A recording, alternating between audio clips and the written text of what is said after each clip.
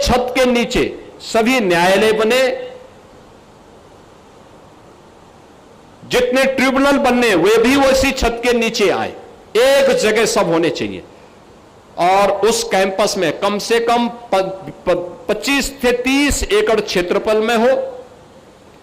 वहीं पे न्यायिक अधिकारियों के आवासीय सुविधा भी हो, स्पोर्ट्स की सुविधा भी हो, कैंटीन भी हो, अधिवक्ताओं के चैम्बर भी बने और वहां पर पार्किंग की भी पर्याप्त व्यवस्था हो।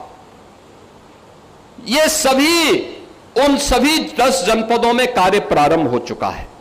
और मुझे प्रसन्नता है जब हमने प्रेजेंटेशन देश के मुख्य न्यायाधीश के सामने प्रस्तुत किया और वे स्वयं चंदौली में इस कार्य का शुभारंभ करने के लिए आए, अभिभूत थे। उन्होंने कहा यह मॉडल बहुत अच्छा है और मैं पूरे देश के अंदर कहूंगा कि उस समय माननीय मुख्य न्यायाधीश महोदय ने कहा, मैं पूरे देश के अंदर कहूंगा कि इस प्रकार का मॉडल लागू किया जाना चाहिए, जहां पे इंटीग्रेटेड कोर्ट कॉम्प्लेक्स बनाया जा सके, एक छत के नीचे सभी कोर्ट भी आ सके और अधिवक्ताओं के बेहतरीन चैम्बर भी बन सके, उनके लिए कैंटीन बन सके, उनके लिए अन्य जन सुविधाओं का विकास हो सके।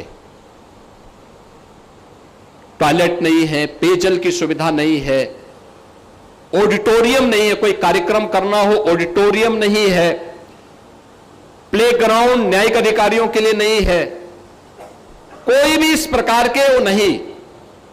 परिणाम क्या होता है? कार्य क्षमता पर इसका असर पड़ता है और उस कार्य क्षमता को आगे बढ़ाने के लिए हम लोगों ने इन सभी कार्यों को जनपद न्यायालयों में हम लोगों ने इस कार्य को आगे यानी 10 जनपदों में इंटीग्रेटेड कोर्ट कॉम्प्लेक्स के कार्य को हमने लागू कर दिया है। जनपदीय न्यायालयों में आधुनिक सुविधाएं जैसे air condition, digital deposition writer की व्यवस्था, यह भी कार्य आगे बढ़ा दिया गया है। और साथ साथ जो मैंने पहले भी बताया कि हम लोगों ने हर रेंज में यानी मंडल स्तर पर फॉरेंसिक लैब की स्थापना भी की है। हर जिले में 2-2 मोबाइल फॉरेंसिक वैन की भी व्यवस्था की है और यूपी स्टेट फॉरेंसिक इंस्टीट्यूट की स्थापना का काम भी हम लोगों ने प्रदेश के अंदर मजबूती के साथ आगे बढ़ाया है।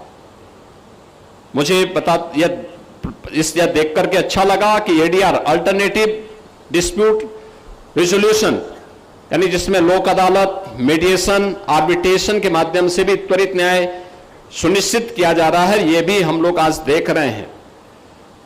आज राज्य सरकार inter operable criminal justice system ICJS के अंतर्गत ई कोर्ट्स, ई पुलिसिंग, ई प्रोसिक्यूशन, ई फॉरेंसिक, ई प्रिजन की इंटीग्रेटेड प्लेटफॉर्म पर भी इसको जोड़ने की कार्रवाई तेजी के साथ आगे बढ़ रही है, जिसमें न्यायिक और प्रशासनिक प्रक्रियाएं भी बहुत तेजी के साथ आगे बढ़ाने का काम हो रहा है।